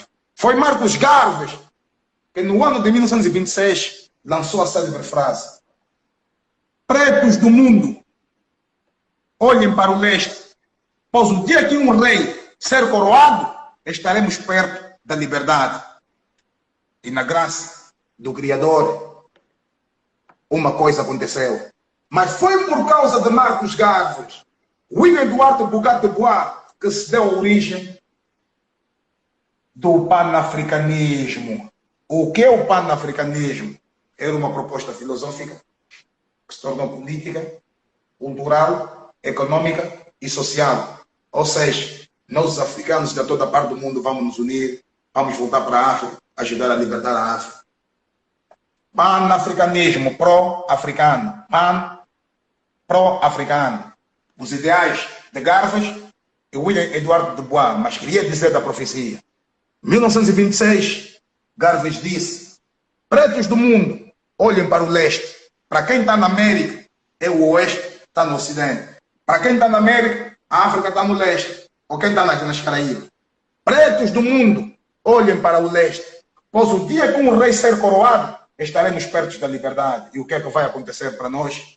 Vai surgir um dos homens, um dos maiores humanistas do século XX, Haile Selassie. Chega ao poder na Etiópia. Haile Selassie é batizado. É o nome dele de batismo. O nome dele original é... Tinha que comentar aqui. Ras mesmo. R-A-S. Rastafari Makone. E posteriormente chamado por Rastafari. Foi regente da Etiópia entre 1916 a 1930 e imperador de 1930 a 1974. Gran Cruz das Ordens. Herdeiro de uma dinastia cujas origens remontam ao século XIII. E ao rei Salomão e a rainha de Sabá. Fundador da OA, a 25 de maio, que deu a origem das independências dos países africanos. Rastafari Makone. Esse Rastafari Makone, que é o nosso grande, honorável imperador Haile Selassie, 1926, o Garvey fez a profecia. Quando ele chega ao poder, em 1930, os irmãos nossos pretos da Jamaica foram rebuscar a profecia de Garvey. Então estamos perto da liberdade. Nessa palavra dele, do nome dele, Rastafari, os irmãos aqui, o I, só o A, então ficou Rastafari. Aí surge o grande movimento. Rastafari, mano, nós, por causa do nosso imperador. Esse nome é de origem africana. Ele é de origem, é de uma língua copta. Não, estamos fugindo, o nome da língua. Mas é uma língua etíope tradicional que significa o príncipe da paz. Por isso é que ele foi um grande humanista. Fundador da OA, da Organização da União Africana, que deu origem às independências dos países africanos. Quer dizer, que é para vocês terem noção que foi o Rastafari, que nós podemos falar Rastafari, que os Rastas tiveram um trabalho preponderante para a libertação do continente. Quando nós estamos a falar do Garvey e falar do Congresso do Panafricanismo, o Panafricanismo teve 5 congressos. 1919, em Paris. 1921, em Londres. 1923, Lisboa. 1927, em Nova York. Esse de 1945, o Panafricanismo era uma proposta de pretos que viviam no Ocidente. Garvey, Dr. William Eduardo Bugat de Bois, Malcolm X, Luther King, Armé César, por aí fora com o movimento da negritude. Mas foi essa conferência de 1945 que mudou a trajetória do panafricanismo, porque nessa conferência já não eram só pretos intelectuais que nasceram na diáspora, ou seja, que nasceram nas Américas, que nasceram em Cuba, que nasceram na Jamaica. Aparece nosso grande presidente, Kwame Nkrumah, na conferência. Se tornou um delegado muito emblemático e vai para a África em 1957, funda o primeiro Estado africano independente, na qual chama-se Ghana, que tradicionalmente podemos falar o Império dos Ashantis.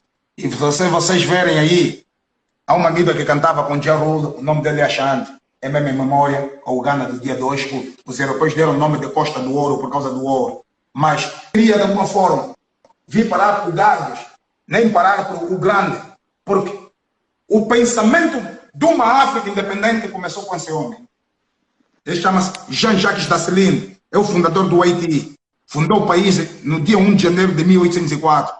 O Haiti é a terceira república da história a se tornar independente. A primeira independência da história é os Estados Unidos da América, a segunda foi a França com a Revolução Francesa e a terceira é a Revolução do Haiti. Mas essas revoluções são revoluções distintas do ponto de vista de natureza, porque a Revolução Americana é uma revolução de colonos contra a monarquia inglesa, proclama uma república. A Revolução da França é uma revolução de aristocratas e intelectuais iluministas que rompem com o rei Luís XVI, que tiram-lhe o poder e proclamam a independência da França. Mas aqui foi uma independência de escravos.